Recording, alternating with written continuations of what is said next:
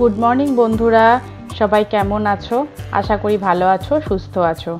Happy Vishwakarma পুজো। আজকে ভিডিওটা দেখেই বুঝতে পারছো গাড়ি পুজো করা দিয়ে শুরু হচ্ছে। তাহলে চলো ব্লগটা এখন থেকে কন্টিনিউ করি। আর আজকে ব্লগটা কিন্তু বেশ ধামাকাদার হতে চলেছে, তার জন্য কিন্তু পুরো ব্লগটা তোমাদের দেখতে হবে। দেখতেই পেলে এক এক করে সব কটা গাড়ির কিন্তু পুজো করে দিল।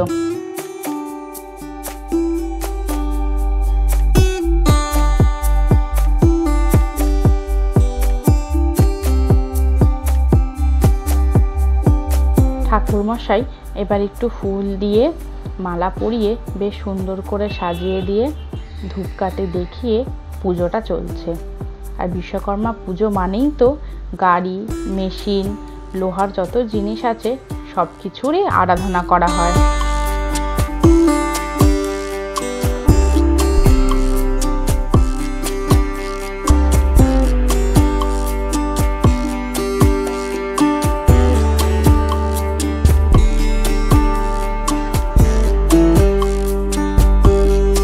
এটা হচ্ছে কুণালের গাড়ি।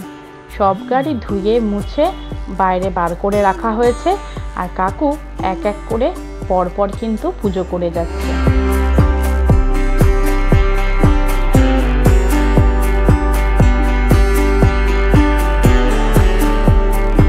এরপর এখন হবে তোমাদের দাদার বাইকের পুজো। ভেতরেই ছিল, ধুয়ে মুছে ও ভেতরে ঢুকিয়ে দিয়েছিল বলে এখন ভেতরেই পুজো করে দিচ্ছে। একটু ফুল দিয়ে বেলপাতা দিয়ে ভালো করে মন্ত্র পড়ে মালাও পরানো হয়েছে, জবার মালা পরানো হয়েছে আর ধূপকাঠি দেখিয়ে। আর এই যে এখন হচ্ছে বড় গাড়ি পুজো। আর দেখেছো বড় গাড়ির মালাটাও কিন্তু একটু বড়ই এনেছিলাম, কি সুন্দর লাগছে না দেখতে।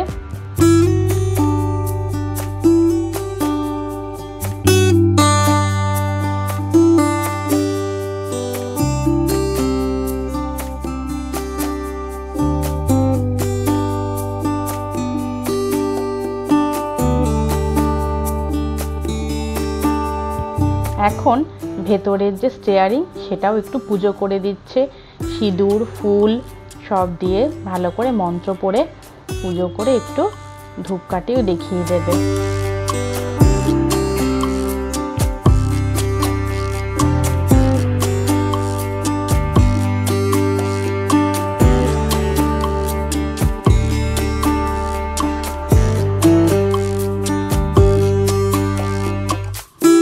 এদিকে আমি ওপরে এসে চান টান করে সুন্দর করে ছাদ থেকে সেই চাপা ফুলগুলো তুলে এনেছিলাম। আর দেখো আমার সিংহাসনটা আজকে কিন্তু ফুলে ফুলে বেশ সুন্দর লাগছে। আর আমার রাধারানী আর গোপালকেও কিন্তু খুব সুন্দর লাগছে দেখতে। দেখো আমি রেডি হয়ে গেছি, এখন উপরে হচ্ছে পিকনিক। তাহলে চলো উপরে যাই, তোমাদেরকেও সঙ্গে করে নিয়ে যাচ্ছি। কোথায় পিকনিক হচ্ছে, কিরকম কি অ্যারেঞ্জমেন্ট হচ্ছে তোমাদের সাথেও শেয়ার করবো।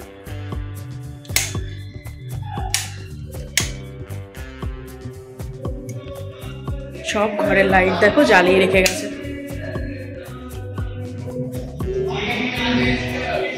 ছাদে এসেই দেখছি তিরপল টানানো হয়ে গেছে, এখানেই রান্না বান্না হবে।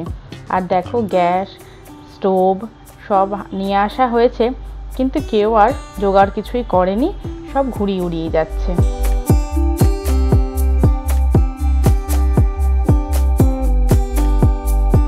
তারপর যেহেতু একটু রোদ উঠেছে আর 2 দিন 3 দিন যা বৃষ্টি হলো, সবাই ওরা ভয় পেয়ে গেছিলো যে এত সুন্দর পিকনিকের অ্যারেঞ্জমেন্ট করা হয়েছে, হয়তো করাই হবে না।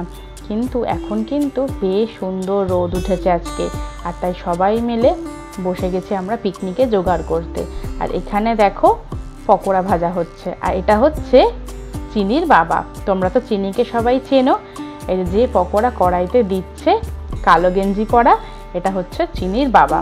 আর তোমরা তো চিনির জেঠুকে চেনেও, তাই চিনির বাবা পকোড়া ভাজছে আর চিনির জেঠু পকোড়া তুলছে। চিনির জেঠু পকোড়া ভাজতে ভাজতে আবার একটু ছ্যাঁকাও খেয়ে নিচ্ছে, এই নিয়ে একটু হাসাহাসি চলছে। আর জানো তো এটা চিকেন পকোড়া হচ্ছে। আর মেনুতে আরও অনেক কিছু আছে, তোমরা ব্লগটা দেখতে থাকো, সবটাই জানতে পারবে। তারপর ওই দাদা গেছে ঘুড়ি ওড়াতে, তাই আমি এখন পকোড়াগুলো ভেজে দিচ্ছি। আর এটা জানো তো, বরফ, জলের বোতল, কোল্ড ড্রিঙ্কস এগুলো রাখা হবে বলে ওরা এই বরফটা আনিয়েছে। আর এটা না খুব তাড়াতাড়ি গলে না, যেহেতু নুন দেওয়া থাকে, তাই এই দাদা বরফগুলো ভেঙে ভেঙে বালতির মধ্যে দিয়ে দিচ্ছে। তারপর এর মধ্যে কোল্ড ড্রিঙ্কস, জলের বোতল রাখতে হবে। আর এখানে চিনির মাও চলে এসছে। আর এখানে আমি, দুজনে মিলে আমরা, যেহেতু মাটন রান্না হবে তাই সেটা ভালো করে একটু মশলা দিয়ে ম্যারিনেট করে নিচ্ছি। পিকনিকের আয়োজনটা কিন্তু বেশ ভালোই হয়েছিল। আর আমি তো মাটন খাই না, ওর জন্য আমি না মাটনটা ধরতেও পারি না, আমার একটু কীরকম যেন লাগে। তাই ওই মধুমিতা ও ম্যারিনেট করছে, আমি সব মশলাপাতিগুলো পরপর দিয়ে দিচ্ছি। আর এই যে এখানে হচ্ছে মাংস কষানো, বেশ সুন্দর গন্ধ বেরিয়েছিল, কালারটাও তোমরা দেখে বুঝতে পারছো দারুণ এসছে। আর এই যে চিনি, আর ও তো গান চলছে, আর গান চললেই ওর তো নাচানাচি শুরু হয়ে যায়। ও বারবার পেছন ঘুরে নাচছে, আর আমি বলছি তুই সামনে ঘুরে নাচ, আর ওর নাচা তো বন্ধই হচ্ছে না। চিনিও কিন্তু আমাদের মতো পিকনিকে খুব এনজয় করেছে, হাঁপিয়ে যাচ্ছে, তবুও কিন্তু নাচা বন্ধ হচ্ছে না। তারপর এখানে আমরা দুজনে মিলেই কিন্তু মাংসটা রান্না করেছি। আর দেখো, মাংস কিন্তু যত ভালো কষানো হবে তার টেস্টও সেরকম হবে, তার কালারটাও কিন্তু সেরকম হবে। আর যেহেতু মাটন, একটু বেশি করেই কষাতে হবে। আর এখানে সবাই চলে এসছে, আর এরা সবাই হচ্ছে আমার দেওর। সবাই চলে এসেছে, বেশ মজা হচ্ছে, আর সেইভাবে ঘুড়ি ওড়ানো হচ্ছে। এখানে চিনিকেও দেখছো, চিনিও দারুণ মজা করছে। আমরা তো পর পর অনেক কটা ঘুড়ি কেটেছি।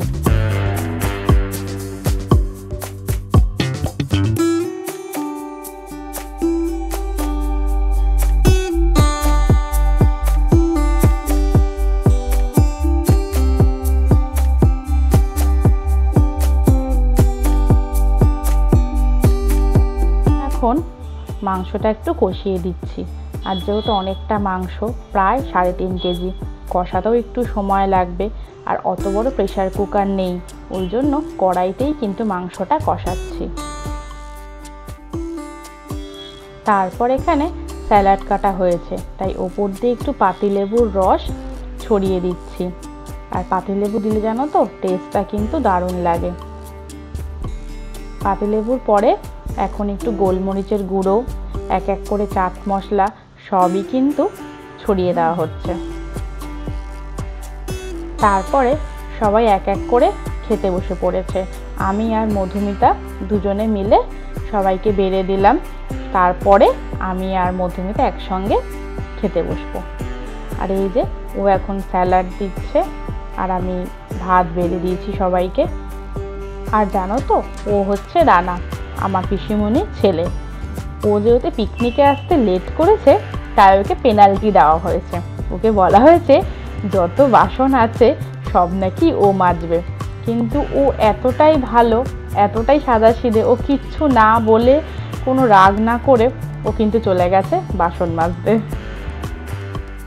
এই দেখো, আমি অলমোস্ট রেডি। এখন বাজে 7:30। পিকনিক প্রায় শেষ হলো 5টা নাগাদ। একটু রেস্ট পাইনি আজকে, তোমরা দেখতেই পেলে। পিকনিকটা খুব ভালোভাবে হয়েছে, খুব মজা করেছি। এখন হচ্ছে সন্টির জন্মদিন। 1 তারিখ ছিল মান্টি, আর 17 তারিখ হচ্ছে সন্টির।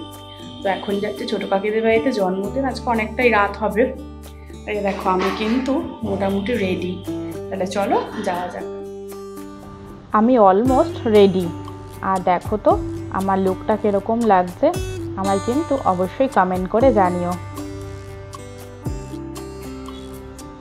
তারপর চলে এসেছি ছোটো কাকিদের ঘরে। এসে দেখছি টুকটাক এখনও সাজানো কিছু বাকি ছিল, তাই ওরা সাজাচ্ছিল। তারপর আমরা সব দেওর, আমি, বৌদি, মধুমিতা সবাই মিলে একটা ঘরে বসে কিন্তু দারুণ আড্ডা হচ্ছিল। আর এত লোক একসাথে কিন্তু খুব কম সময়েই হয়, কোনো অকেশন হলেই কিন্তু সেই লোকজন আসে। আর এই যে দেখছো মুখ ঢেকে রেখেছে, ও হচ্ছে রাজ, রানা যে বলেছিলাম পিসিমণির বড় ছেলে, ও হচ্ছে পিসিমণির ছোট ছেলে। আমি যেই দেখছি ব্লগ করছি, ও মুখ ঢেকে দিয়েছে। আর এই দেখো চিনিও কিন্তু হাজির হয়ে গেছে, আর যেই দেখেছে ক্যামেরা, ও কিন্তু সুন্দর করে হেসে দিল। তারপর আমরা এখন চলে এসেছি কেক কাটিং হবে। আর এই 3টে কেকই কিন্তু ছোট কাকির বানানো।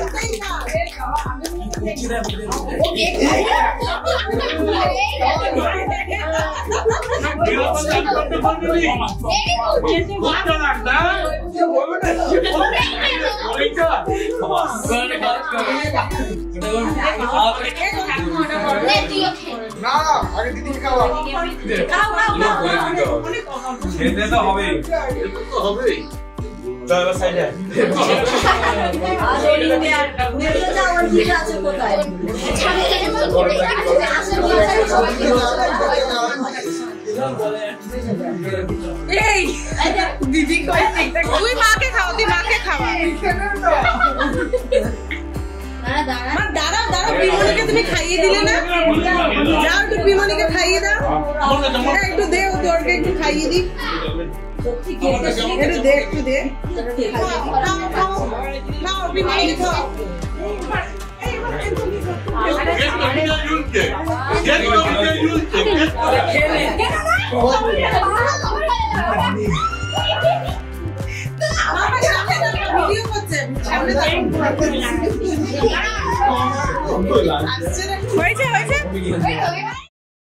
কেক কাটিং এর পর বেশ অনেক ছবি তোলার পর এখন একটা ঘরে সব ভাই বোন বৌদিরা সব এসে বসে এখন শুরু হচ্ছে নাচ। মান্টি নাচ শুরু করেছে। এরপরে কিন্তু দারুণ মজা করেছি আমরা। আর যেহেতু মান্টি দারুণ নাচে ওর জন্য সবার আগে কিন্তু মান্টিকেই বলা হয়েছে নাচার জন্য।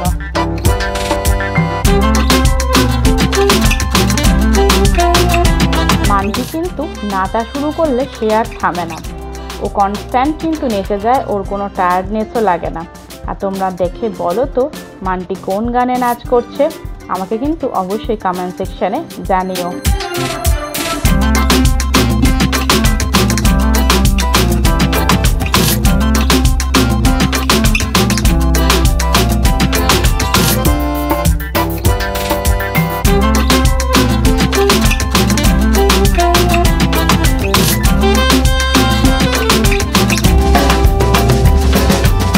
মান্টির নাচ দেখে কিন্তু আমাদের সবারই নাচ করতে ইচ্ছা করছিল। আর নিচে দেখছো যারা বসে আছে ওরা হচ্ছে যার জন্মদিন সন্টি, ওর বন্ধুরা। মান্টির নাচ শেষ হতে না হতেই শুরু হচ্ছে রানার এন্ট্রি।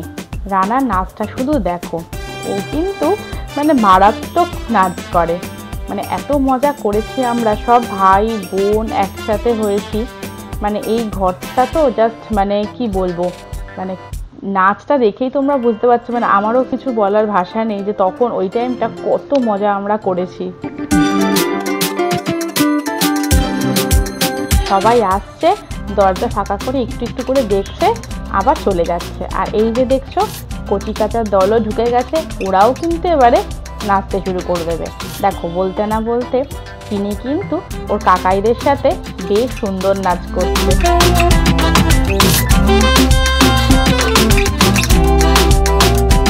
আমরা তো জাস্ট দেখে অবাক যে দাদা ভাই সব একসাথে এত সুন্দর নাচ করছে। এত সুন্দর বলতে সবটাই কিন্তু বিসর্জন ডান্স। তোমরা দেখে বুঝতেই পারছো যে যেরকম পারছে সেই কিন্তু সেরকমভাবে নাচ করছে।